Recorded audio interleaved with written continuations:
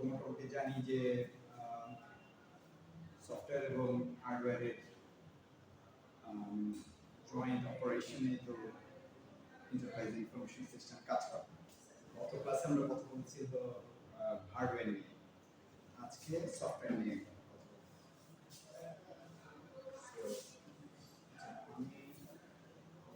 আমি বললে কমিউনিকেট করতে একটু সুবিধা হবে, তাই না?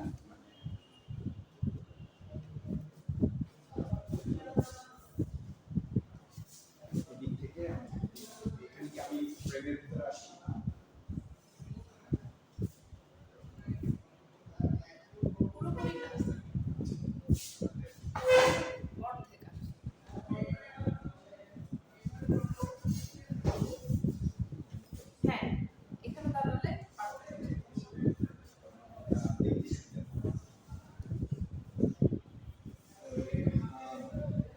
আমরা কেন আসলে এন্টারপ্রাইজ সফটওয়্যার নিয়ে মাথায় এন্টারপ্রাইজ রিসোর্স সিস্টেম, কারণ এটা মূলত এই সফটওয়্যারের কোথায় কি আছে একেবারে বিজনেস ম্যানেজারদের জন্য টেকনিক্যাল ডিটেইল জানাটা জরুরি না, কিন্তু এই যে বিভিন্ন লেয়ার আছে এই লেয়ারগুলোর পার্থক্য এবং লেয়ারগুলোর কাজ সেগুলো বোঝা যাওয়া জরুরি। সেই কনটেক্সটে যদি আমরা জানি, প্রথমে যদি আমরা বলি যে কোথায় ছিলাম, যদি 1960s and 70s এ যখন কম্পিউটার ইনফরমেশন সিস্টেমস কম্পিউটার সায়েন্সের ওই দিক থেকে বিজনেসের ভেতরে জায়গা করে নিত, তখন একটা ইন্টিগ্রেটেড সিস্টেমের দরকার ছিল। ইন্টিগ্রেটেড সিস্টেম কেন? মনে করেন আপনি বিভিন্ন ডিপার্টমেন্ট আছে, তাদের নিজস্ব হয়তো কম্পিউটার আছে, স্ট্যান্ডার্ড প্রসেস আছে, তখন নেটওয়ার্কের ধারণাটা অত বেশি পরিষ্কার ছিল না, যেটা আমরা এখন বিভিন্ন নেটওয়ার্ক দিয়ে আপনি রিমোট লোকেশনে থাকতে পারেন না, you can connect with the mothers, ওইগুলোই ব্যাপারটা ছিল। কাজেই যখন এই বিভিন্ন ডিপার্টমেন্টগুলোর ভিতরে স্ট্যান্ডার্ড কম্পিউটার ছিল, স্ট্যান্ডার্ড বলতে বোঝাচ্ছে যে কোনো কিছুর সাথে কানেক্টেড না, জাস্ট ওখানে আছে। ওইগুলোর প্রবলেমটা ছিল যে একটা পার্টিকুলার ডেটা যদি আপডেট, মনে করেন ব্যাংকের কন্টেক্সটে আপনি কথা বলেন যে আপনি ডে টু ডে ট্রানজ্যাকশন হচ্ছে, সেখানে আপনার ডেটা আছে, কিন্তু হয়তো আপনি একটা লোন নিতে গেছেন অন্য আরেক জায়গায়, সেখানে দেখা যাচ্ছে যে ওদের কাছে এই আপডেটেড ডেটা নাই, বা তারা বোঝার চেষ্টা করছে যে আপনার ক্রেডিট স্কোর কতটা এবং আপনার ট্রানজ্যাকশন কেমন হচ্ছে। So day to day banking এর যে রেকর্ড, সেখান থেকে তাদের ওখানে ট্রান্সফার করাটা সোজা ছিল।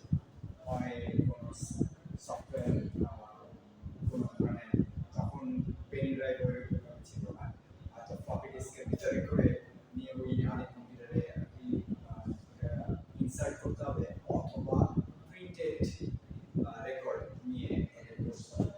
সো এই ব্যাপারগুলোকে অ্যাড্রেস করার জন্য তখন মোটামুটি একটা ইন্টিগ্রেটেড সফটওয়্যার সলিউশনসের অভাব বোধ করছে তখনকার বিজনেস রিলেটেড আইটি প্রফেশনাল। ওই ধারণা থেকে কিন্তু ইন্টিগ্রেটেড এন্টারপ্রাইজ রিসোর্স প্ল্যানিং এর আইডিয়াটা জেগে ওঠে। সেটার কনটেক্সটে পর দেখা যায় যে বিভিন্ন ধরনের সিস্টেম ডেভেলপ করা শুরু করে। প্রথম দিকে এই সিস্টেমগুলো কাইন্ড অফ রিলেটেড বিষয়ে পড়ছিল, যেমন মনে করেন এখানে relationship, customer relationship management system CRM, বা সাপ্লাই চেইন ম্যানেজমেন্ট সিস্টেম, বা বিজনেস ইন্টেলিজেন্স, এইগুলো আলাদা আলাদা, কিন্তু পরবর্তীকালে দেখা যায় যে এগুলো আরো বেশি কনভার্জেন্স হতে হতে আরো এক জায়গায় আসতে আসতে একটা ইন্টিগ্রেটেড চেহারা নেয়। সেটার কনটেক্সটে দেখা যায় যে আমরা তখন এইটাকে বলা শুরু করি যে ইআরপি, এন্টারপ্রাইজ রিসোর্স প্ল্যানিং। তারপরেও ওই যে প্রত্যেকটা সেগমেন্টের যে আলাদা চেহারা, বৈশিষ্ট্য,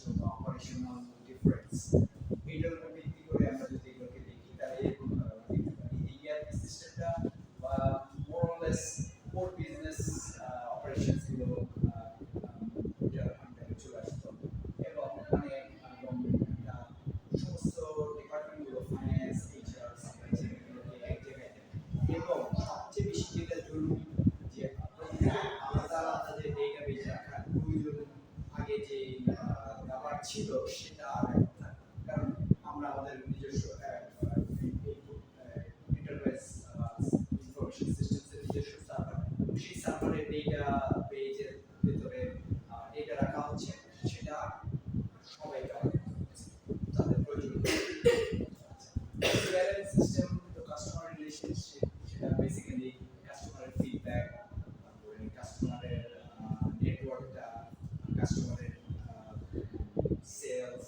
এখন যেমন বাংলাদেশে মোটামুটি ভাবে সিআরএমটা আমি যেটা দেখছি যে চেইন শপ, হ্যাঁ, নন্দনটা এখন অলমোস্ট নাই হয়ে গেছে। চেইন শপ যে বড় বড় যে সুপার স্টোর, স্বপ্ন, তারপরে কি কি আছে, স্বপ্নই মোটামুটি মেজর, নন্দন মোটামুটি আউট অফ অপারেশন, আর কি আছে হয়তো এমনি হয়তো আমরা ইগুলোতে দেখতে পারি ফার্মেসি চেইন, যেমন আমাদের কাছে পিঠে আছে যে প্রেসক্রিপশন পয়েন্ট, লাজ ফার্মা। এদের যে জিনিসগুলো সেটা মূলত তারা কাস্টমারের সেলসের রেকর্ড রাখে।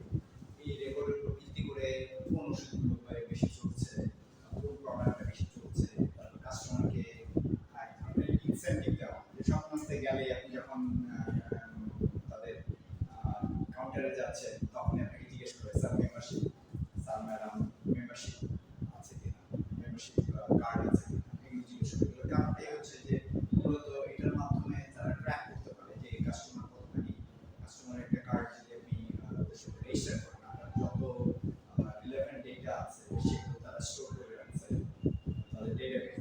সেগুলোর উপর ভিত্তি করে সে হয়তো একটা পার্টিকুলার ইনসেন্টিভ দেওয়ার চেষ্টা করে, যে হ্যাঁ এত টাকা কিনলে আপনি এত পার্সেন্ট ক্যাশব্যাক পাবেন, এরকম।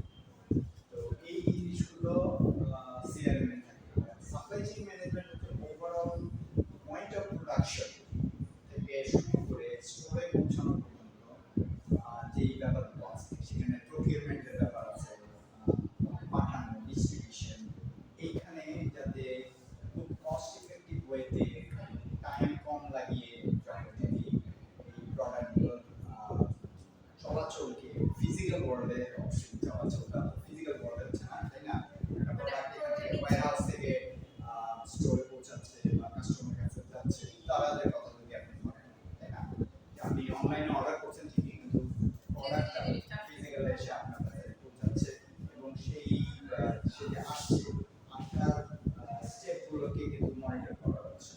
কারণ কি, যে এটাতে এক ধরনের এফিসিয়েন্সির ব্যাপার আছে।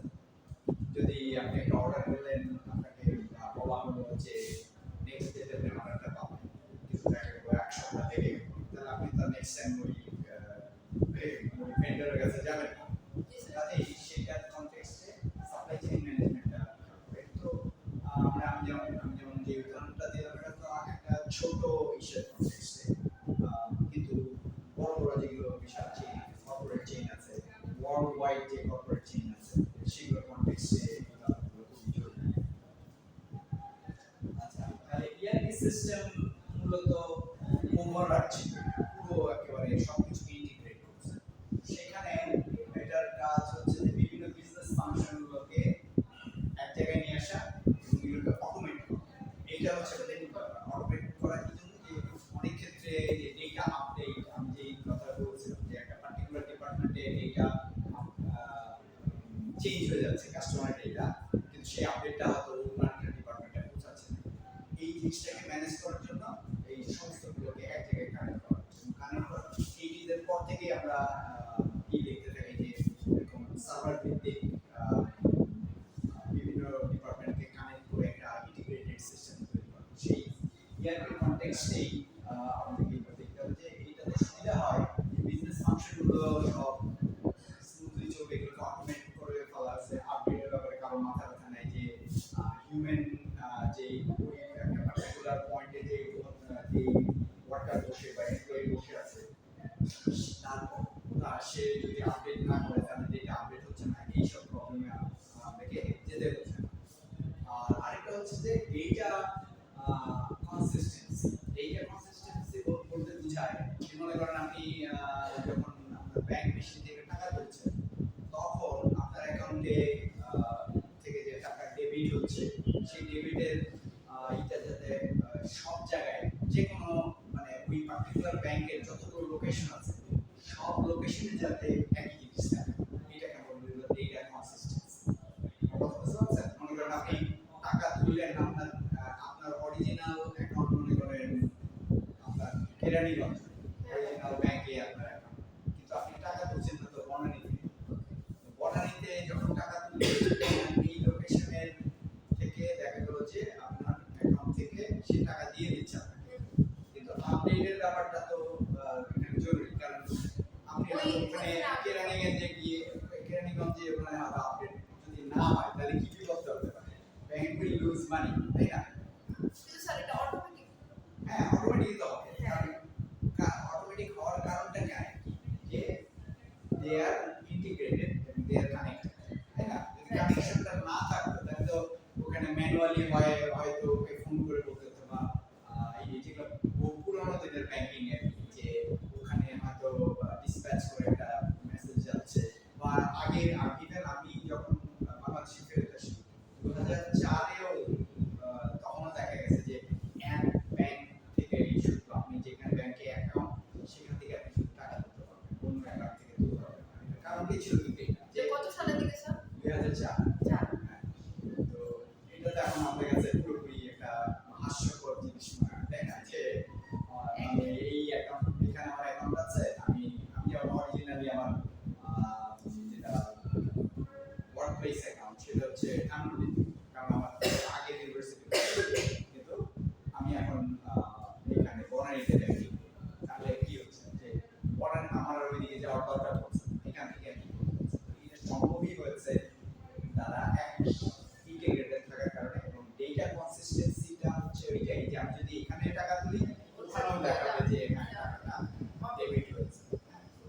এই জিনিসগুলো স্যার এটা বাংলাদেশে মানে কবে থেকে হয়েছে? মানে আপনি তো 2004-এ। আমি আসলে আসলে যারা বিজনেসের সাথে জড়িত তারাই এটা খুব ভালো বলতে পারবে। আমি নট শিওর, কোথায় সম্ভব 2010-11 আমার যত মনে পড়ে এরকম সময় থেকে এই জিনিসটা শুরু হয়। কিন্তু তা ওই 2004 আমার স্পষ্ট মনে আছে যে আমাকে ওই পার্টিকুলার যে অ্যাকাউন্ট যেখানে আমার অ্যাকাউন্ট আছে ওখানেই যেতে হবে, আমাকে টাকা তুলতে হবে, অন্য কোনো জায়গা থেকে টাকা তুলতে হবে। এই ব্যাপারগুলো মোটামুটি 20 বছর আগে। হ্যাঁ, এবং এটা একটা অতীতের ব্যাপার হয়ে গেছে। আচ্ছা, এখন ERP মেজর ভেন্ডর কারা? এটা হচ্ছে যেমন SAP, system application and product, SAP নাম করা, Oracle বা মাইক্রোসফট ডাইনামিক্স, এদের প্রত্যেকেরই কম্প্রিহেনসিভ সলিউশন। কম্প্রিহেনসিভ সলিউশন বলতে সবকিছুই একটা ছাতার নিচে। এদেরকে এই জিনিসগুলো financial management, human resource, manufacturing, supply chain operation, even streamline করে ওয়ার্কফ্লো। স্ট্রিমলাইন বলতে আমরা কি বুঝি? স্ট্রিমলাইন বলতে হচ্ছে যে জিনিসটাকে সহজ করে ফেলা, কি বলে এটাকে, যে একটা নিয়মের ভিতরে নিয়ে আসা। তো ওয়ার্কফ্লো বলতে ওই যে বোঝাচ্ছে যে কাজগুলো যাতে সাইমultaneously হচ্ছে, কারো ওইভাবে হিউম্যান মনিটরিং এর দরকার হচ্ছে না, এই জিনিসগুলোকে দেখা যাচ্ছে আমার ওয়ার্কফ্লো এফিশিয়েন্ট হয়ে যাচ্ছে, এবং এর ফলে এফিশিয়েন্সি বাড়ছে ডেফিনেটলি। তাতে কি আমাদের এন্টারপ্রাইজ রিসোর্স সিস্টেমের মূল উদ্দেশ্যটাই হচ্ছে হলো এই পার্টিকুলার ফাংশনগুলোকে একটা ছাতা নিচে নিয়ে এসে এটাকে ইফেক্টিভ এফিশিয়েন্ট বানানো। এই যে বললেন স্যার শব্দটা স্ট্রিমলাইন। স্ট্রিমলাইন। আচ্ছা, আর এখন যদি আমরা আলাদাভাবে, ওটা তো ছিল হলো ব্যাপারটা অনেকে বলছিল যে যদি আমি ERP-র কথা বলি, ERP-র আন্ডারে হচ্ছে এরকম সাবসিস্টেম হিসেবে কাজ করছে CRM, supply chain management, HR, এরকম HR। So CRM normally কি করে?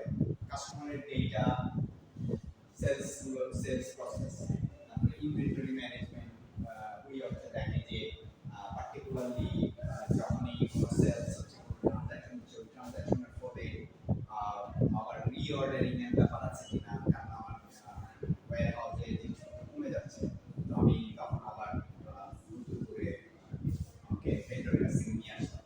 এই ব্যাপারগুলো হচ্ছে ব্যাক এন্ডে। আর মূলত কাস্টমারের যেই পার্টিকুলার চাহিদা সেটা এমন হতে পারে যে ট্রানজাকশন ম্যানেজমেন্ট থেকে শুরু করে হয়তো তার হিস্ট্রি, তার বাইং হ্যাবিট, তার বাইং হ্যাবিটের উপর ভিত্তি করে প্রোফাইল তৈরি করা, এগুলো সব কিছু কিন্তু ইদানিং না আরো আগে থেকে এটা হচ্ছে। এবং এটার সুবিধাটা কি যে আগে থেকেই যে পার্টিকুলার কোম্পানি তাকে এটা সুযোগ করে দিচ্ছে যে তার ম্যানিপুলেট করা, যে আমি কোন প্রোডাক্টটা বেশি বিক্রি হচ্ছে, সেই প্রোডাক্টটা আমার কতখানি রাখা দরকার, স্কেল কিরকম, মানে কত বেশি আমার লাগবে, এই জিনিসগুলোকে সে খুব চমৎকারভাবে দিতে পারছে। তারপর কাস্টমারকে বিভিন্ন ধরনের সেই ইনসেন্টিভ দিতে পারে, কাস্টমারকে ওই যে যেটা বলুন যে ক্যাশব্যাক ট্যাশব্যাক এসব, তারপর তার মাইন্ড হ্যাবিটের উপর ভিত্তি করে সে মেজর ডিসিশন নিতে পারে। একটা লোকেশনে হয়তো একটা জিনিস বেশি চলে, অন্য লোকেশনে হয়তো এটা অত বেশি চলে না। তার মানে এই যে স্ট্র্যাটেজিক ম্যানিপুলেশন, এগুলো সোজা হয়ে যায় জাস্ট বিকজ একটা অটোমেটেড সিস্টেম আছে, ওখান থেকে ম্যানেজারের উপর দেখে দেখে ওই জিনিসটা বের করে ফেলতে পারে। আচ্ছা, এই সিআরএম কে আলাদাভাবে যদি আপনি দেখতে চান তাহলে কিছু কোম্পানি আছে, ওরা এই সেলসফোর্স, তারপরে হাবস্পট, গ্লোবো, সিআরএম, এগুলো হচ্ছে ইউজার ফ্রেন্ডলি প্ল্যাটফর্ম। যে মানে এই জিনিসটা, আচ্ছা এখানে এই জিনিসটা একটু বোঝার চেষ্টা করেন যে এগুলোকে আমাদের কেন দরকার, মানে আমরা ইচ্ছা করলে ইন হাউস যে কোনো কোম্পানি ইন হাউস কথা উচিত না, যে তার নিজস্ব আইটি ডিপার্টমেন্ট আছে, সে ওইটার উপর ভিত্তি করে সে একটা সিস্টেম ডেভেলপ করতে পারে। আর ওই আইটি ডিপার্টমেন্ট হয়তো যদি খুব বেশি কেপেবল না হয় তখন, বা শুধু মেইনটেনেন্সের জন্য তাদেরকে রাখা হয়েছে, তখন সে করে কি এইরকম ভেন্ডরদের কাছ থেকে সে এই কোম্পানি একটা এরকম সিস্টেম যেটা পুরোপুরি তৈরি এবং এনে জাস্ট খালি পার্টিকুলার যে ক্লায়েন্ট যে কিনেছে তার সার্ভারে সে জাস্ট ইনস্টল করে দিল। বুঝা গেছে? একটু মাস্টার করতে গেল স্যার আরেকবার আচ্ছা, আমি যেটা বলছি সেটা হচ্ছে যে মানে স্যার আপনি একটা বাস্তবধর্মী উদাহরণ দিয়ে আচ্ছা মনে করেন মানে আমাদের বিশ্বের কনটেক্সটে, আমাদের ইউনিভার্সিটি কনটেক্সটে আমরা আমাদের এই ধরনের সমস্ত কিছু আমাদের সেই ইউনিভার্সিটি বিভিন্ন অপারেশন ম্যানেজমেন্টের জন্য যে চাহিদা সেটা আমরা আরেকজন ভেন্ডরের কাছ থেকে বিপিএল কাছ থেকে, ঠিক আছে? তার মানে কি যে আমাদের আর ওইগুলো নিয়ে মাথা কামাতে হবে না, যে কোনো ডেটা স্টোর করতে হবে তাদের এন্ডে আমরা রাখছি, ওটা কাইন্ড অফ কিছুটা ক্লাউড বেসড, কারণ ক্লাউড তাদের লোকেশনে আমরা রাখছি। হ্যাঁ, তবে যেটা হচ্ছে যে যে কোনো একটা ছোটখাটো প্রবলেম বা হয়তো দেখা গেল যে ইন্টারনেট ঠিকভাবে কাজ করছে না, বা হয়তো ইউজার সাপোর্ট কিছু একটা দরকার, তো আমাদের নিজে আর মাথায় মাথায় হয় না, আমাদের আইটিকে জাস্ট তাদেরকে কল করবে দিয়ে তাদের এন্ডে তারা কাজ করবে, দরকার হলে আমাদের এখানে essay on site trouble shooting করে দেবে। এই যে এটা সেম না এই জিনিসটা কি এটা আলাদা হতে হবে না, সেটা তো বটেই, ডেফিনেটলি আমাদেরকে ওটা তো চিন্তা করতেই হবে যে এই জিনিসের ভেতরে আলাদা হতে হবে কিনা, মানে এই জিনিসটা সেফ নাকি সেফ না, এগুলো মানে স্যার আপনি যে টপিকটা হ্যাঁ হ্যাঁ হ্যাঁ ডেফিনেটলি আমরা তো এখানে একেবারে মানে কি বলবো এটাকে জাস্ট আউটলাইন দেখছি। হ্যাঁ, কিন্তু এটার ভিতরে ডেফিনেটলি ওই জিনিসটা আসবে। আরো হ্যাঁ, যে আমাদের এখানে যে হয়তো আইটি ম্যানেজার আছে তার পক্ষে এই জিনিসগুলোকে চিন্তা করতে হবে যে আমি যদি অন্য লোকেশনে ক্লাউডে আমার ডেটা রাখি সেটা বেশি নিরাপদ নাকি আমি যদি আমার লোকেশনে রাখি। আচ্ছা, এখানে অনেকগুলো কনসিডারেশন থাকতে পারে যে আমার লোকেশনে রাখতে হলে আমাকে হয়তো এরকম ভাবে ইনফ্রাস্ট্রাকচার ডেভেলপ করতে হবে, আমার এয়ার কন্ডিশন রুম রাখতে হবে, আমার সার্ভার কিনতে হবে, তারপরে এমনভাবেই করতে হবে যে আমার ডেটা ব্যয়ও চিন্তা করতে হবে। হ্যাঁ ব্যয় রাইট, যেমন ব্যাকআপ ব্যবস্থা রাখতে হবে, কারণ no one else will be doing that for me, আমাকে আমারটাই দেখতে হবে, তো সেটা হয়তো আমার জন্য অনেক ব্যয়বহুল হয়ে যাবে।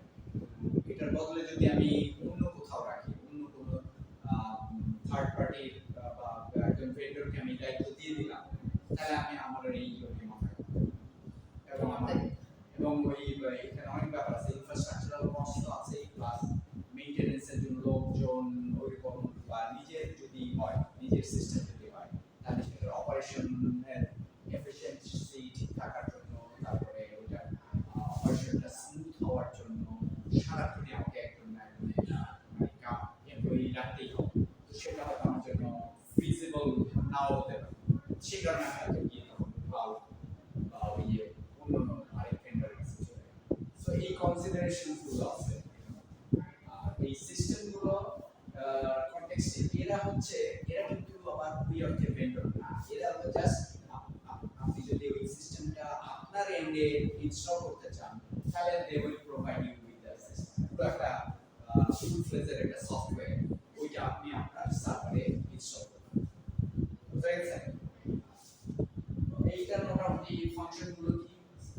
Support sales, marketing, customer service activities, বিজনেসকে understand and engage their customer effectively. Customer যে আমার কাস্টমার তো একদিনের ব্যাপার না, যে আর এসে একদিন কিনলো তারপরে গায়েব হয়ে গেল।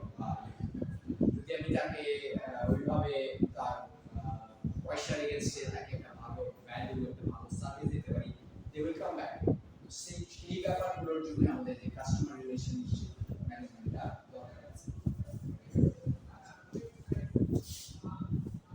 আরেকটা হচ্ছে যে সাপ্লাই চেইন ম্যানেজমেন্ট, যেটা বলছি সাপ্লাই চেইন ম্যানেজমেন্ট যে কাজটা করে, যে ইনভেন্টরি আছে কিনা রিঅর্ডার করতে হবে, তাদের লজিস্টিক্স এবং সাপ্লায়ার তথ্য রাখা, যে আমি কোন কোন ভেন্ডার কাছ থেকে প্রোডাক্ট নেই, তারপরে তারা ঠিক সময় মতো থেকে দিতে পারছে কিনা, এই সমস্ত কিছু যদি আমি এটাকে অটোমেটিক সিস্টেমে রাখতে চাই, এখানে যদি আমি আমার ম্যানেজাররা এই জিনিসগুলোর খেয়াল রাখে, ফিজিক্যাল ব্যবহার করে, দ্যাট উইল বি প্রবলেম্যাটিক। কারণ ওই একজন নলেজেবল লোক সে যদি চলে যায়, সো নেক্সট আর একজন আসলে তাকে আবার ট্রেন করতে হবে এইসব ব্যাপার। যখনই পুরো ব্যাপারটা একটা অটোমেট করে ফেলা হয়েছে সব কিছুই, তখন জাস্ট আমার এটার একটা মনিটরিং এর জন্য সুপারভাইজিং এর মতো একজন লোক দরকার আছে, আমাকে বাকি সমস্ত কিছু অটোমেটিক্যালি বিভিন্ন ডেটা আসছে, ডেটাগুলোকে আমরা ব্যবহার করতে পারছি, এই জিনিসগুলো কাজ করছে। তাহলে সাপ্লাই চেইন ম্যানেজমেন্ট এই কাজটা, এই অটোমেটেড সাপ্লাই চেইন ম্যানেজমেন্ট যে জিনিসটা করবে, সেটা হচ্ছে যে মূলত প্রকিউরমেন্ট কথাটা বুঝি আমরা। প্রকিউরমেন্ট হচ্ছে কোনো আপনার যে কোনো উদ্দেশ্যে কাঁচামাল কিনছেন বা ফিনিশ প্রোডাক্ট কিনছেন, এটাকে আমরা বলি প্রকিউরমেন্ট। তারপরে প্রোডাকশন প্ল্যানিং, যে আমি আমার এন্ডে হয়তো আমি বিভিন্ন জিনিসপত্র তৈরি করি, সেই কত বেশি তৈরি করতে হবে, বা এই বছর হয়তো যেমন কোভিডের সময় যেটা হয়েছে, ওয়ার হাউসের কিছু জিনিস পড়ে আছে, মানুষ বের হয় নাই, কেনে নাই, বিভিন্ন জায়গা থেকে অনেক জায়গায় যায় নাই, সাপ্লাই চেইন কিন্তু তখন এক ধরনের হল্টের একটা পজিশনে এসে দাঁড়িয়ে গেছে কোভিডের সময়। তো সেই জিনিসগুলোকে যদি আপনি অটোমেটিক্যালি মনিটর করতে চান, you need a supply chain management. এখানকার নাম করা ভেন্ডারগুলো হচ্ছে স্যাপ, অরাকল এবং জেডি। এটা হচ্ছে কোম্পানি যারা এগুলোকে এরকম ফিনিশ স্পেশালাইজড সফটওয়্যার প্ল্যাটফর্ম আপনাকে দেবে। আচ্ছা, বিজনেস ইন্টেলিজেন্স হচ্ছে মূলত কি, যে যখনই আপনি আপনার বিজনেস কে গ্রো করাতে চান, ইফেক্টিভলি চালাতে চান, তখন আপনার যে রিলেটেড ইনফরমেশন আছে সেটাকে আমরা কত ইন্টেলিজেন্টলি ব্যবহার করতে পারি, এটা হচ্ছে বিজনেস ইন্টেলিজেন্স। ঠিক আছে? তো সেখানে কি দরকার? ডেটা মাইনিং বলতে বোঝানো হচ্ছে যে আমার ডেটাবেজে প্রত্যেক দিনের ট্রানজাকশনের ডেটা স্টোর হচ্ছে, কিন্তু আমি কি এটাকে ব্যবহার করছি, এটাকে ব্যবহার করে আমি কোনো ডিসিশন নিচ্ছি কিনা। যখন আমি এই ডেটাকে স্পেশাল উদ্দেশ্যে ব্যবহার করছি, ওটাকে আমি ডেটা মাইনিং কথাটা বুঝেন তো না, কোনো খনি থেকে জিনিসপত্র তুলে আনি। হ্যাঁ, আমার এখানে তথ্যের খনি, সেখান থেকে আমি ডেটা তুলে আনি। সামনে করতেছে। আমার কাছেই আছে, আমি সেটাকে আমার বিভিন্ন জিনিস বোঝার জন্য আমি বিভিন্নভাবে ডেটা কালেক্ট করার চেষ্টা করছি। তারপরে এটার উপর ভিত্তি করে আমি আই ক্যান জেনারেট রিপোর্টস। আমার গত ৩ মাসে কি কি কতখানি বিক্রি হয়েছে, তারপরে আমি কি আসলে লাভে আছি না ক্ষতিতে আছি। তারপরে আরেকটা হচ্ছে কি যে এই ডেটাগুলো অ্যানালাইজ করার জন্য আমাকে একটা ইন্টারফেস দিচ্ছে, সেটাকে আমরা বলছি ড্যাশবোর্ড। হ্যাঁ, ড্যাশবোর্ড হচ্ছে মূলত যে কোনো কিছু যখন আপনি একটা স্পেশালাইজড ফর্মে আপনার চলছে, আপনি কি ব্যাংকে কখনো চাকরি করেছেন? তাহলে দেখেছেন যে যখনই কাস্টমার আসছে তার ডেটা আনার জন্য এবং ওইটার টাকা জমা নেওয়া বা টাকা করতে দেওয়ার জন্য যে স্পেশাল সিস্টেমটা, সফটওয়্যার সিস্টেমটা আপনার সামনে আছে, এটাকে ডাব্লিউপি ড্যাশবোর্ড। ঠিক আছে? আচ্ছা, এগুলোর মেজর ভেন্ডর কারা? ট্যাবলু, পাওয়ার বিআই, মাইক্রোসফট, তারপরে কিউলিক, এগুলো হচ্ছে মেজর যারা এই ধরনের সিস্টেম করে। আচ্ছা, এটার ফাংশনগুলো কি? ডেটা ড্রিভেন ডিসিশন মেকিং, যে আমি ডেটার উপর ভিত্তি করে ডিসিশন নিচ্ছি, আমি নেক্সটে কতখানি আমার প্রোডাকশন বাড়াবো নাকি যা আছে আমার ওয়েদার হাউসে এই জিনিসগুলো আমি এইভাবে রাখবো। তারপরে পারফরমেন্স মনিটরিং, যে আমার বিজনেস অপারেশনস সেটা আমার এমপ্লয়ীদেরও হতে পারে বা আমি কত ইফেক্টিভলি বিজনেস প্রোভাইড করতে পারছি সেটা হতে পারে। স্ট্র্যাটেজিক প্ল্যানিং হচ্ছে মূলত আমরা র ডেটা নিয়ে ওটা থেকে কি কি কাজ করা যেতে পারে, আমি ভবিষ্যতে কি করতে পারি, হ্যাঁ, আমার বিজনেসকে উন্নত করার জন্য এই ব্যাপারটাকে আমি আমার এই বিজনেস ইন্টেলিজেন্স সিস্টেম দিয়ে আমি কাজটা করতে পারি। ঠিক আছে? আর এইচআরএমএস হচ্ছে হিউম্যান রিসোর্স ম্যানেজমেন্ট। সেখানে হচ্ছে যে আমার প্রত্যেকটা বিজনেসে এমপ্লয়ি থাকবে, এমপ্লয়ীদের ডেটা থাকবে, সেখানে পেরোল অটোমেশন, পেরোলটা ম্যানুয়ালি না করে সে এবং পেরোল ডেটাও আমরা কালেক্ট করতে যখনই এখনকার সব ওয়ার্ক প্লেসগুলোতে কি আছে, যখন আপনি যে কোনো একটা কিসের ভিতরে আপনি একটা কি বলে ফিঙ্গারপ্রিন্ট দিচ্ছেন অথবা কার্ড দিয়ে এন্ট্রি করছেন, ফলে কি হচ্ছে যে it is kind of like a time card. Time card কথাটা বোঝেন? টাইম কার্ড হচ্ছে আগেকার দিনে ফ্যাক্টরিতে ওয়ার্কাররা ঢোকার সময় সেগুলো একটা কাগজের একটা কার্ড থাকতো, ওই কার্ডটা নিয়ে একটা মেশিন আছে ওখানে দিলেই মেশিনটা একটা টাইম স্ট্যাম্প দিয়ে দিত যে এতটা সময় এন্ট্রি, আবার সে যখন বের হয়ে যাচ্ছে আবার যখন দিত তখন এত সময়। এখন নাই, এখন ওই টাইম কার্ডের ফাংশনটা চলে আসছে রিলেটেড জিনিসে, তাই না? এখন চলে আসছে ওই যে আমরা যে কোনো ফিঙ্গারপ্রিন্ট মনিটর ওই ক্যাপচার করছে ওই একই অটোমেটেড হয়ে গেছে। ঠিক আছে? সো ওগুলোর উপর ভিত্তি করে স্যালারি হিসাব করা, এই সমস্ত কিছু অটোমেটিক্যালি এই আমরা এইচআরএমএস সফটওয়্যার করতে পারি। তারপরে হয়তো রিক্রুটমেন্ট প্রসেসটাকে স্ট্রিমলাইন করতে পারি, যে আমি একজন নেব তার কি কি কম্পিটেন্সি দরকার, এই ব্যাপারগুলো হয়তো বেশি এখন এখন অনেকে এআইও ব্যবহার করছে, তাই না?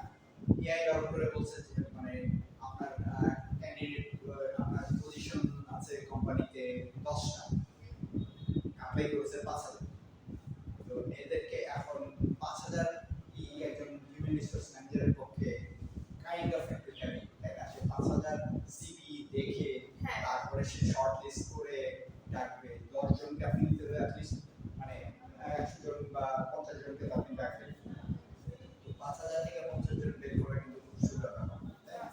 তাহলে সেই জিনিসটা কাজে এআই ব্যবহার করা, এআই মাধ্যমে ইলেকট্রনিক সিভি দেখে সে ওইটার বেসিসে কিছু ক্রাইটেরিয়া তাকে সেট করে দেওয়া হয়েছে যে আমি যে এগুলো নিব এই পজিশনে এই তার দক্ষতা এই তার ক্যাপাবিলিটিগুলো থাকতে হবে এবং এই এক্সপেরিয়েন্স থাকতে হবে, ওইটার ভিত্তিতে সেগুলোকে সর্ট করে আপনার একটা শর্ট লিস্ট দিয়ে দেবে। সো আপনার কাজ অনেক সোজা হয়ে যাচ্ছে। ওই কনটেক্সটে কিছু মেজর ভেন্ডর আছে, তারা হচ্ছে ওয়ার্কডে, এডিপি, ব্যাম্বো এইচআর, এসব। এইখানে ওই ব্যাপারটাই হচ্ছে যে ট্যালেন্ট ম্যানেজমেন্ট আর একটা ব্যাপার, যে কোনো আমি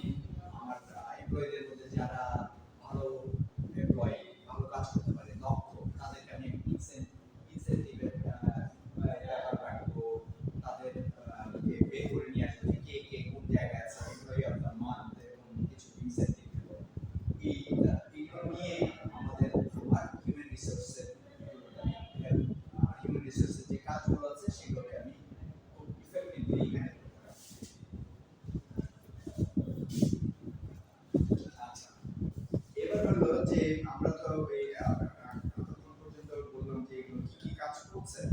এখন হচ্ছে যে সফটওয়্যারের যেই লেয়ারগুলো এই কাজগুলোকে আমাদেরকে সাহায্য করছে সেইগুলোকে আমরা মানে নর্মালি আপনার সার্ভারটাকে চালায় হচ্ছে আপনার সফটওয়্যার। এই সফটওয়্যারের আবার বিভিন্ন লেয়ার আছে, সেই লেয়ারগুলো নিয়ে আমরা কথা বলবো। ফার্স্ট আমরা যেটা বলছি যে মিডলওয়্যার হচ্ছে মূলত মেজর ফাংশনগুলোকে ইউজারের চোখের আড়ালে রাখে। মানে ব্যাপারটা অনেকটা এরকম, মনে করেন আপনার ফোনে আমি যদি একটা ছোট একটা ছোট অ্যাপ আছে, সেই অ্যাপটা দিয়ে আপনি মনে করেন কোনো একটা কাজ করছেন, সেই অ্যাপটা যেটা হচ্ছে সে হচ্ছে বেসিক্যালি ফোনের ভেতরে অনেকটা সফটওয়্যারকে সে অ্যাক্টিভেট করছে, করার পরে সেইটার থ্রুতে সে রিকোয়েস্ট পাঠাচ্ছে ইন্টারনেটের মাধ্যমে যে কোনো একটা জায়গায়। আপনি বিকাশের কথা যদি ধরেন, বিকাশের আপনার চোখের সামনে যেটা আছে সেটা কিন্তু মিডলওয়্যার না, সেটা তার যে পার্টিকুলার এটা দিয়ে আপনি তার যে অরিজিনাল অর্গানাইজেশনের যে সফটওয়্যার সেটা কানেক্ট করছেন। ওই জায়গায় এই কানেকশনের ব্যাপারটা তার যে ডেটাবেস এবং অন্যান্য হার্ডওয়্যারের সাথে যে কানেকশনটা যারা করবে সেটা হচ্ছে হলো মিডলওয়্যার। এটা রিলেটেড হার্ডওয়্যার, তার যে সার্ভারের সফটওয়্যার, এগুলো এই জিনিসগুলো সে হয়তো ওইখানেই আছে, এবং ওইটার কনটেক্সটে যে কাজগুলো হবে সেটাকে হ্যান্ডেল করে যে স্পেশালাইজ সফটওয়্যার, এটাকে আমরা বলছি মিডলওয়্যার। মাঝখানে মানে ইউজারের ইন্টারফেস আবার হার্ডকোর যে সিস্টেম, এটার মাঝখানে যে সফটওয়্যার, এটাকে আমরা বলছি মিডলওয়্যার। স্যার আপনি একবার আরো একটা ক্লাসে বলছিলেন যে অনেকগুলো স্টেপ পার করে জিনিসটা যায়। হ্যাঁ রাইট, না ওইটা তো আমি নেটওয়ার্ক কানেকশনের কনটেক্সটে ওই সেম ওইটা না, ওই ব্যাপারটা হচ্ছে কি, ওইটা আমরা বলছিলাম যে প্রসেসটা, যে ডেটা একটা পার্টিকুলার রাউটার থেকে আরেকটা রাউটারের অনেকগুলো স্টেশন পার করে দেবে। হ্যাঁ, কিন্তু এই রাউটারের মধ্যেও কিন্তু একটা মিডলওয়্যার থাকে, যে যে কি করছে, যে ডেটার যে প্যাকেটটা ঢুকছে রাউটারে, সেটা করে সেটা সে কাজ করে ওটা সঠিক ডেস্টিনেশনে পাঠাচ্ছে। এরকম এটাও একটা মিডলওয়্যার, যদি ওটা ছোট ধরনের মিডলওয়্যার। আমরা যে মিডলওয়্যারের কথা বলছি এটা পরিধি অনেক বেশি, একটা ওভারঅল একটা সিস্টেমের স্মুথ ফাংশনিং এবং র হার্ডওয়্যার এটার সাথে কাজ করছে, এইটা হচ্ছে স্যার তাহলে এই দুটাকে একসাথে তুলনা করা তো হবে না। না ওই হ্যাঁ ওইটা হচ্ছে নেটওয়ার্ক কানেকশনের কনটেক্সট, আর এটা হচ্ছে যে অরিজিনাল একটা ইআরপির যে ফাংশন করার কথা এখানে, সেখানে কাজ করছে একটা লেয়ার হিসেবে, বুঝা গেছে? আচ্ছা, তো এদের মিডলওয়্যার গুলো কি? মেসেজ ব্রোকার, এন্টারপ্রাইজ সার্ভিস বাস এবং এপিআই। আচ্ছা, মেসেজ ব্রোকার হচ্ছে, ব্রোকার বলতে আমরা কি বুঝি? ব্রোকার যে মিডলম্যান হিসেবে কাজ করে, তাই না? যে একজনের সাথে ক্লায়েন্টের সাথে যে প্রোডাক্ট তৈরি করছে দুজনে যোগাযোগ করে, ব্রোকার। মেসেজ ব্রোকার বলতে ওইটাই যে এই পার্টিকুলার সিস্টেমের সাথে, সিস্টেমের বিভিন্ন অংশের সাথে কমিউনিকেট করার ব্যাপারটা সে হ্যান্ডেল করছে, এই জন্য তাকে আমরা বলবো মেসেজ ব্রোকার। এবং এইগুলো কিন্তু আসলে কি বলবো, এটা ব্র্যান্ড সফটওয়্যার না, কিন্তু মানে এইটা হচ্ছে কি সফটওয়্যারের ক্যাটাগরি আমরা বলছি। এইটার হয়তো বিভিন্ন ভেন্ডারের বিভিন্ন ধরনের মেসেজ ব্রোকার সফটওয়্যার থাকতেই পারে। আচ্ছা, এন্টারপ্রাইজ সার্ভিস বাস, এটা হচ্ছে যে মূলত বিভিন্ন কম্পোনেন্ট গুলোকে এক জায়গায় করার জন্য যে মিডলওয়্যার ব্যবহার করছে, সেটাকে আমরা বলছি হলো এন্টারপ্রাইজ সার্ভিস বাস। এপিআই হচ্ছে হলো যে এটা অ্যাপ্লিকেশন প্রোগ্রামিং ইন্টারফেস, এটা হচ্ছে যে ইউজারকে সুবিধা দেওয়ার জন্য যে পার্টিকুলার লেয়ারটা তৈরি হচ্ছে, এটাকে আমরা বুঝতে পারবো এপিআই। আচ্ছা, তাহলে মিডলওয়্যার কথাটা বুঝলাম আমরা। আচ্ছা, মিডলওয়্যারের তাহলে কাজগুলো হচ্ছে যে মূলত এন্টারপ্রাইজ ইনফরমেশন সিস্টেমসের যে বিভিন্ন আলাদা আলাদা কম্পোনেন্ট গুলো আছে, সেগুলোকে একসাথে স্মুথলি কাজ করতে পারে। ডেটা কনসিস্টেন্সি যদি ঠিকমতো মেইনটেইন করা হয় এবং এটার ফলে অপারেশন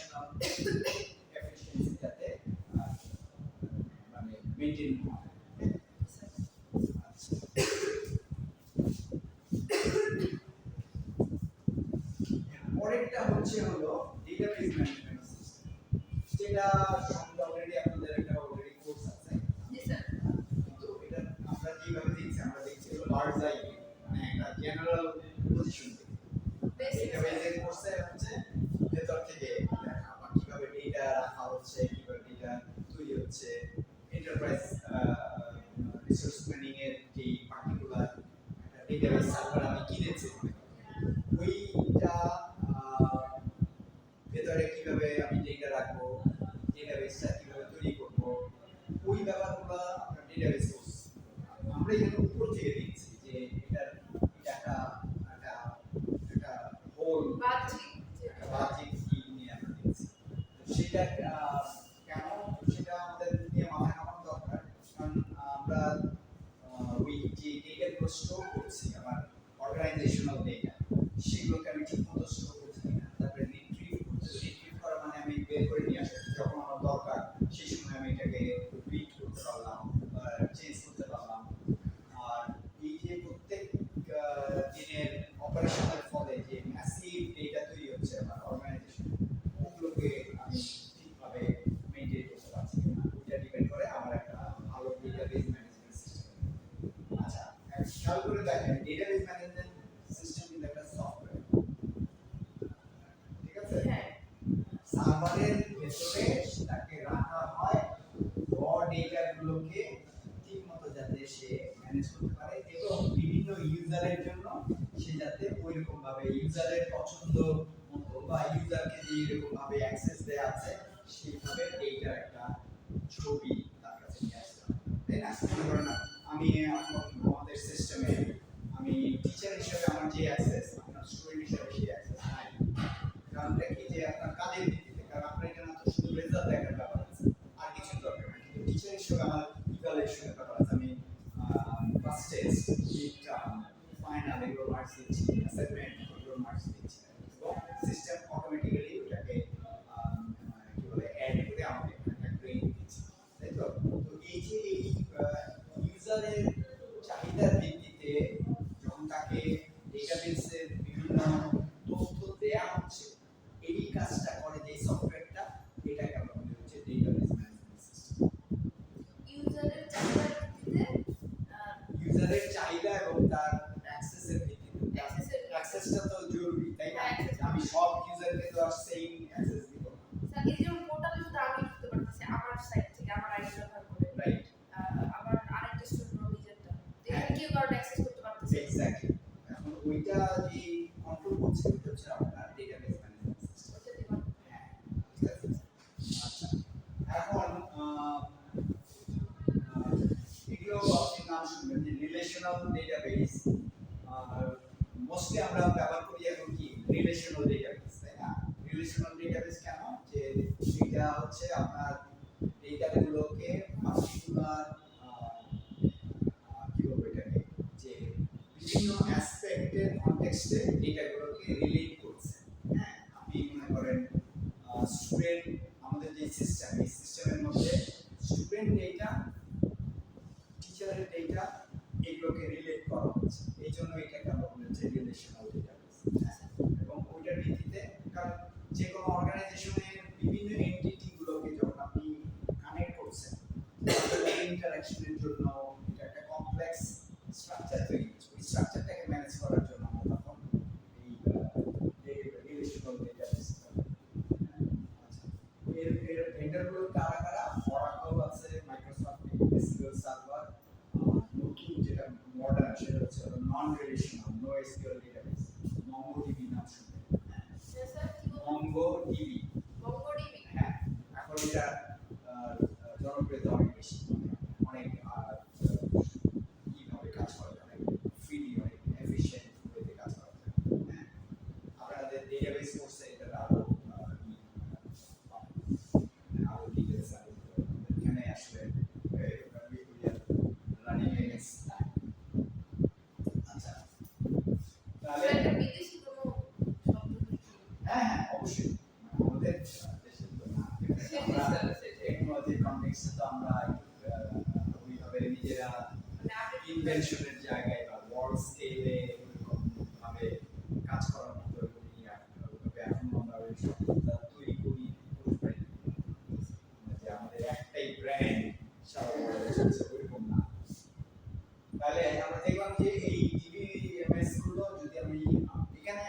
বারবারই একটা কথা বলছি, খেয়াল করেন, সেটা হচ্ছে কি যে আপনার ইন হাউস অপারেশনস আপনি তৈরি করতে পারেন না, কাস্টমাইজ ডেটাবেস ম্যানেজমেন্ট সিস্টেম তৈরি করতে পারেন অনেক সময়। কিন্তু আরেকটা হচ্ছে কি, আমি যদি এরকম স্ট্যান্ডার্ড তৈরি করি, মানে এই অরাকলের কাছ থেকে কিনি বা মাইক্রোসফটের কাছ থেকে কিনি, আমার সুবিধাটা কি যে ডেটাবেস দিয়ে আমরা যে স্ট্যান্ডার্ড অপারেশনগুলো করি, সেই স্ট্যান্ডার্ড অপারেশনগুলো সবচেয়ে সফিস্টিকেটেড ওয়েতে, সবচেয়ে এফিশিয়েন্ট ওয়েতে করার পদ্ধতি তারা অলরেডি ওটার ভিতরে ঢুকিয়ে দিয়েছে। ফলে আমার আর এটা নিয়ে মাথা ঘামাতে হয় না, আমি জাস্ট তৈরি প্রোডাক্ট এনে ইনস্টল করলাম আমার সার্ভারে, বাস আমি কাজ শুরু করে দিলাম। ঠিক আছে, সেই কারণে আমরা ভেন্ডরের কাছে যাই। আচ্ছা, ক্লাউড প্ল্যাটফর্ম নিয়ে আমরা যে আগেও কথা বলছি, তাই না? ক্লাউডের ব্যাপারে যদি আপনি আপনার অর্গানাইজেশনের যেই ফিজিক্যাল লোকেশন সেটার বাইরে কোথাও যদি আপনি আপনার ডেটা স্টোর করেন বা ইনফরমেশন রাখেন, ওইটাকে আমরা বলি হচ্ছে ক্লাউড। ঠিক আছে, আমার ফিজিক্যাল লোকেশনের কনটেক্সটে অন্য জায়গায় আছে, ওই অন্য জায়গাটা হচ্ছে আমার cloud। ঠিক আছে, সো এই ক্লাউডটা হচ্ছে কি বেসিক্যালি স্কেলেবল আর ফ্লেক্সিবল ইনফ্রাস্ট্রাকচার। কেন বলছি, মনে করেন আমার যে কম্পিউটার সিস্টেম আছে বা আমার একটা সার্ভার আছে, ছোটখাটো একটা সার্ভার আছে, একটা ছোটখাটো বিজনেস, আমি আমার কিন্তু আমার খুব তাড়াতাড়ি হয়তো আমার কাস্টমার গ্রো করছে, আমার অপারেশন অনেক জায়গায় কি করতে হচ্ছে, আমি নতুন নতুন আউটলেট করছি বিভিন্ন জায়গায়। মনে হবে কি আমার সার্ভারগুলোকে সাপোর্ট করতে পারতে হবে। যদি না পারি তখন আমি কি করবো, তখন ক্লাউড ভেন্ডর, যারা ক্লাউড ভেন্ডর তাদের কাছে যাবো। তারা তখন এই জিনিসগুলো স্কেলেবিলিটি বলতে ওইটাই বোঝাচ্ছে যে আমরা আমাদের যখন অপারেশন গ্রো করছে এবং ইউজার বাড়ছে, তখন আমি ওটাকে সাপোর্ট করার জন্য আমি ওকে আর একটু বড় লেভেলে আমি যেতে পারছি। এটাকে আমরা বলছি হলো স্কেলেবিলিটি। ঠিক আছে, তো ক্লাউড প্ল্যাটফর্মগুলো এই স্কেলেবিলিটি সাপোর্ট করতে পারে কেন? কারণ তাদের বিশাল ইনফ্রাস্ট্রাকচার আছে। এই যে গুগলের কথা বলেন অথবা মাইক্রোসফটের কথা বলেন, তাদের বিশাল বিশাল সব ডেটা সেন্টার আছে। কাজেই আমি যদি আমার ৫,০০০ ইউজার ছিল, সেখান থেকে আমি ১,০০,০০০ ইউজারে পৌঁছে গেলাম, ওইটা তাদের জন্য কোনো প্রবলেম না। কিন্তু আমার জন্য হয়তো এটা প্রবলেম, কারণ নতুন বড় সার্ভার কিনতে হবে, আরো বিভিন্ন পয়েন্টে আবার নতুন করে কম্পিউটার ইনস্টল করতে হবে, অনেক ব্যাপার আছে। এই জিনিসগুলোকে এড়ানোর জন্য আমরা ক্লাউড প্ল্যাটফর্ম, ঠিক আছে, ক্লাউড প্ল্যাটফর্ম স্কেলেবিলিটি অফার করে, কস্ট এফিশিয়েন্সি, আমার খরচ কমিয়ে দিচ্ছে, এবং রিমোট অ্যাক্সেসিবিলিটি, এবং মানে আমাকে যে কোনো ডাইনামিক বিজনেস এনভায়রনমেন্ট তৈরি করার ক্ষেত্রে সাহায্য করে। আর মেজর ক্লাউড সার্ভিস প্রোভাইডাররা কারা আছে? অ্যামাজন ওয়েব সার্ভিস, AWS, তারপরে মাইক্রোসফট অ্যাজুর, তারপরে গুগল ক্লাউড, এরা প্রত্যেকেই, এবং এরা শুধু যে বিজনেস অপারেশন এই করছে সেটাও কিন্তু না, এটা কিন্তু বিভিন্ন রাষ্ট্রেও তাদের ক্লায়েন্ট। ইসরায়েল হচ্ছে কয়েকদিনের ঝামেলা, গুগল এমপ্লয়িরা তার ইংরেজের বিরুদ্ধে আন্দোলন করেছে। কেন? যে তারা না না, ইসরায়েলকে যে গুগল ক্লাউড সুবিধা দিচ্ছিল মাইক্রোসফট, এই এবং সেগুলো ব্যবহার করে ইসরায়েল বিভিন্ন জায়গায় যে বম্বিং ক্যাম্পেইন চালাচ্ছে, এই জিনিসগুলোকে তারা তাদের এই সার্ভিসগুলো দিচ্ছে, সেটা তো কিছু অনেকখানি মানে বেশিরভাগ ক্ষেত্রে আনএথিক্যাল, সেইটার জন্য ওদের বিরুদ্ধে কথাবার্তা বলছে। আমি বলছি ওইটাই যে আমরা নর্মালি এটাকে একটা নির্দোষ অপারেশন হিসেবে শুধু দেখি না, এখানে অর্গানাইজেশনাল ইস্যুর পাশাপাশি তারা বিভিন্ন দেশের মিলিটারিকে সাপোর্ট দিচ্ছে, রাষ্ট্রকে সাপোর্ট দিচ্ছে, পলিটিক্যাল ব্যাপার আছে। হ্যাঁ, কাজেই ওই জিনিসটা যদিও আমাদের বিজনেস অর্গানাইজেশনের কনটেক্সটে ব্যাপারটা অত বেশি না, মানে আমাদের অত গভীরে যাওয়া মানে অত বেশি কনসিয়াস হওয়ার ব্যাপার নাই বা বেশি ব্যাপার, কিন্তু ওই তারা এই জিনিসগুলোকে বিভিন্ন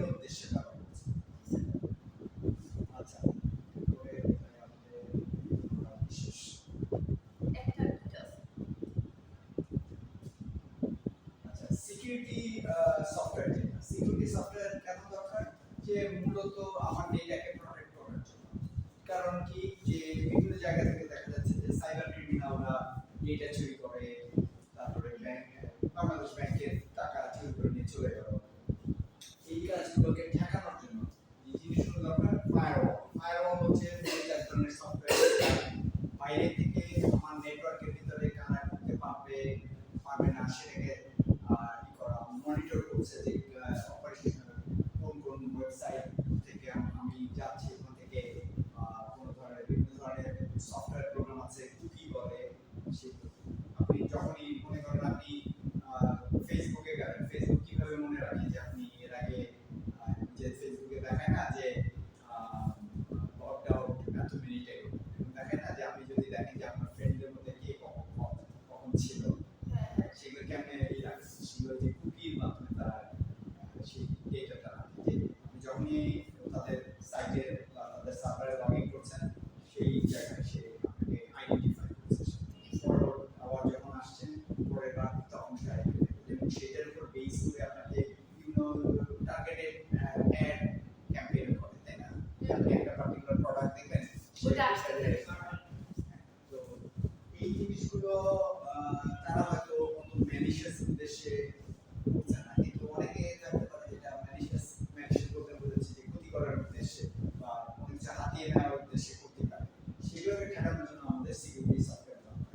হ্যাঁ, এটা আরো কি ব্যবহার করে, এনক্রিপশন। তাহলে তো ব্যাপারটা এরকম হয়ে গেল রক্ষণীয় তথ্য।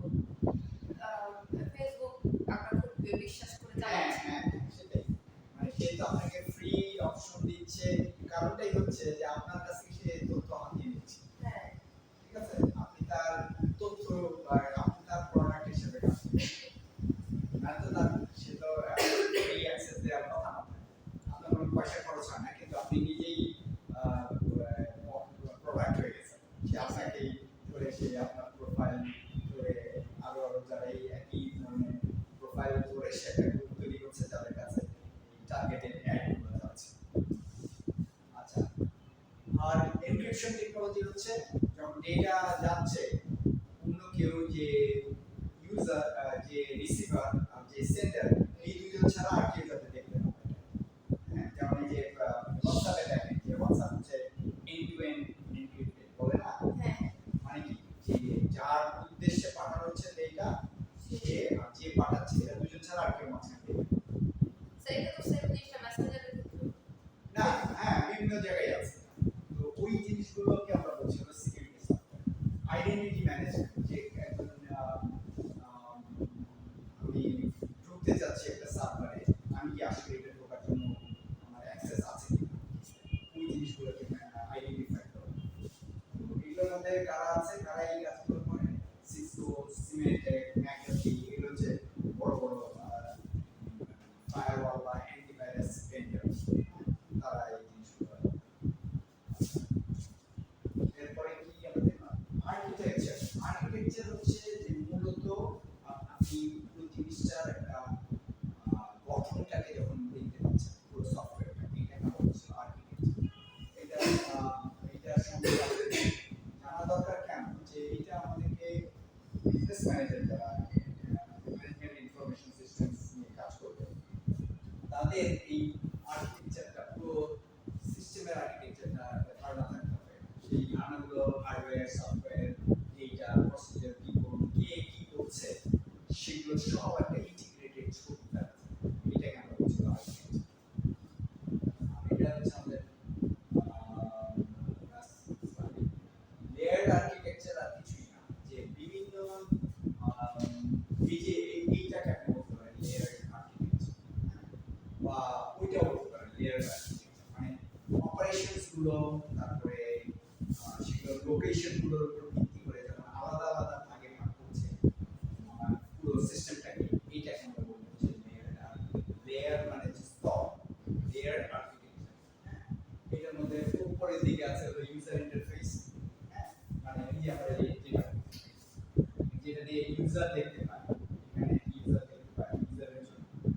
তার নিচে আছে মিডলওয়্যার থাকতে পারে, সেটাকে আমরা বলবো হচ্ছে অ্যাপ্লিকেশন লেয়ার। অ্যাপ্লিকেশন লেয়ার যে কাজটা করে সেটা হচ্ছে যে যে কোনো পার্টিকুলার রিকোয়েস্ট যে আসছে ইউজারের কাছ থেকে সেটার ভিত্তিতে সে কোন জায়গায় যাবে রিকোয়েস্টটা সেটা সেট হবে আর ব্যাস কোন জায়গায় যাবে বলতে স্যার মানে মনে করো আপনি ডেটাবেসে আপনি এই যে ইউনিভার্সিটির সিস্টেমে যখন আপনি লগ ইন করছেন আপনার আইডি দিয়ে বা পাসওয়ার্ড দিয়ে লগ ইন করছেন তখন আপনি আছেন হলো প্রেজেন্টেশন লেয়ার প্রেজেন্টেশন হচ্ছে যে ওই পার্টিকুলার ইন্টারফেসটা দিচ্ছে হ্যাঁ আচ্ছা যখন এই রিকোয়েস্টটা সিস্টেমে পৌঁছাচ্ছে সিস্টেম তখন ডিসাইড করবে যে